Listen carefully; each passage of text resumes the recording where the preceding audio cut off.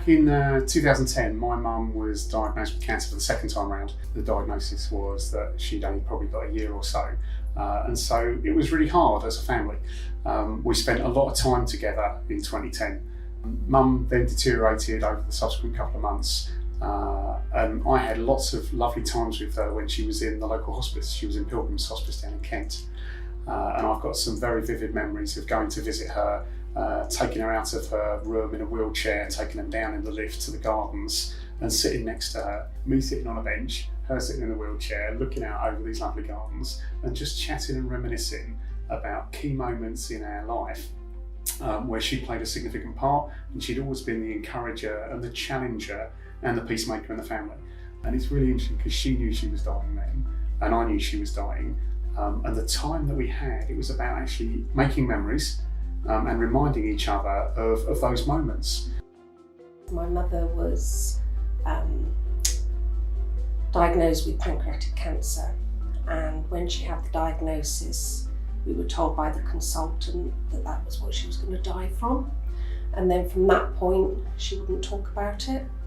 So it's very hard for us as a family to try and engage with her and talk about our feelings and our feelings of loss when she wouldn't accept the diagnosis.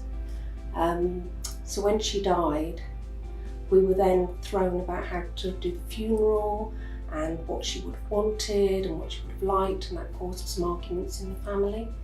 However, since then, we're very open about talking about it, to the point that my teenage children now say, "Yes, Mum, we know you want to be in a cardboard box in a field." One of the things that I do as part of the training I do on spiritual care towards the end of life for members of staff here and members of staff from local nursing homes is to get people to think about the things that they would like alongside them at the time of their own death. Because I think if we as professionals are comfortable with the things that would be precious to us towards the end of our life, then we're perhaps more able to offer that spaciousness of listening to patients and their families as somebody else's life draws to a close.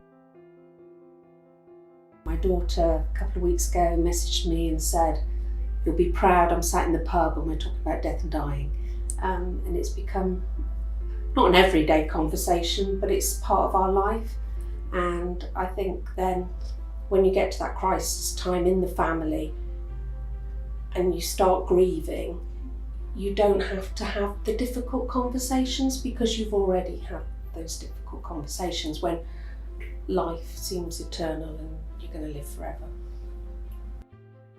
My attitudes towards death are really that it happens to everyone and that it's a reminder to make the most of life while we still have it.